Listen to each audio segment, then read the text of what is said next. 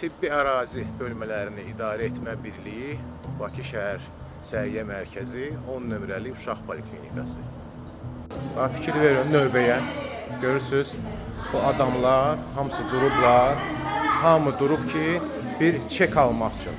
Yəni bugün 6-cı gündür, məktəb yoxdur, valideynlərin sayı çoxdur. Hamı gəlib uşaqlar üçün müəyyən bir sənədlər almağa, sağlamlıq haqqında arayış, digər və s.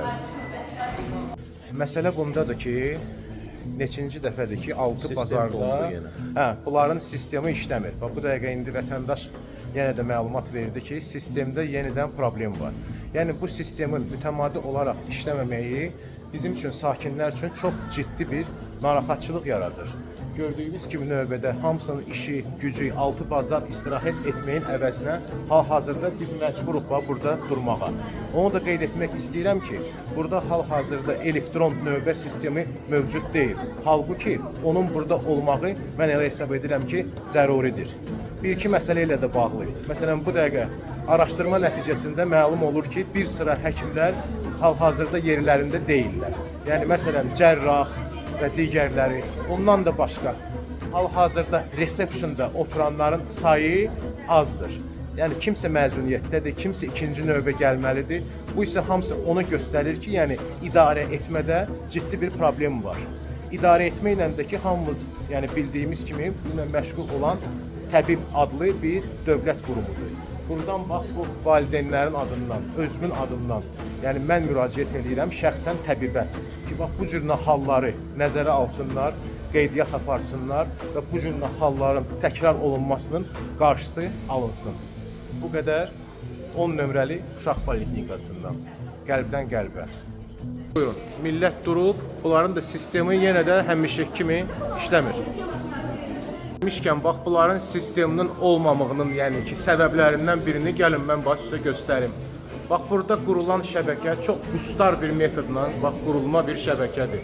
Burada adi, yəni ki, yaşayış sahələrinə, mənzillərə aid olunan, baxın, bu TP-Link routerlar istifadə olunur. Halbuki burada istifadə olunan, məsələn, sistem tamamilə fərqli olmalıdır, industrial olmalıdır, burada şəbəkə olmalıdır.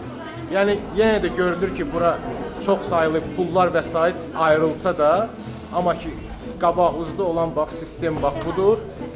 Nəticədə ki, bu sistem işləmir. Bax, millət durub bu dəqiqə bu sistemin işləməməyindən əziyyət çəkir.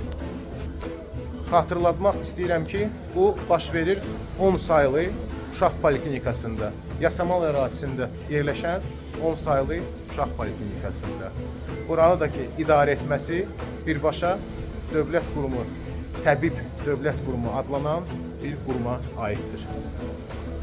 Bu 10 sayılı uşaq poliklinikasında sərgüzəştlər hələ davam etməkdədir. Bir məsələyə də diqqət yetirmək istəyirəm. İcbari tibbi arayış alıram uşağın sağlamlığı haqqında. Yəni, bayaqki videolarda gördünüz də, yəni çəkdiklərimdə burada nə baş verir? Yəni, birbaşa iradlar təbibə idi. İndi bir dənə də irad mən sizə deyim, konkret irad. Konkret irad ondan ibarətdir ki, bu poliklinikada hal-hazırda həm cərrah yoxdur, həm də kardioloq yoxdur. Kardioloqun, cərrahın burada olmamağı ucbatından bütün kimlər ki, tibbi arayış almaq istəyirlər, onlar ünvanlanırlar bir sayılı Yasamal rayonunda yerləşən digər poliklinikaya. Orada, yəni EKG, elektrokardioqramı keçməlidirlər və cərrahın baxışını orada keçməlidirlər. Səbəb də budur ki, sadəcə olaraq burada vaxtı ikən işləyən cərrahla kardioloq işindən gediblər və onların yerində digəri işləyən yoxdur.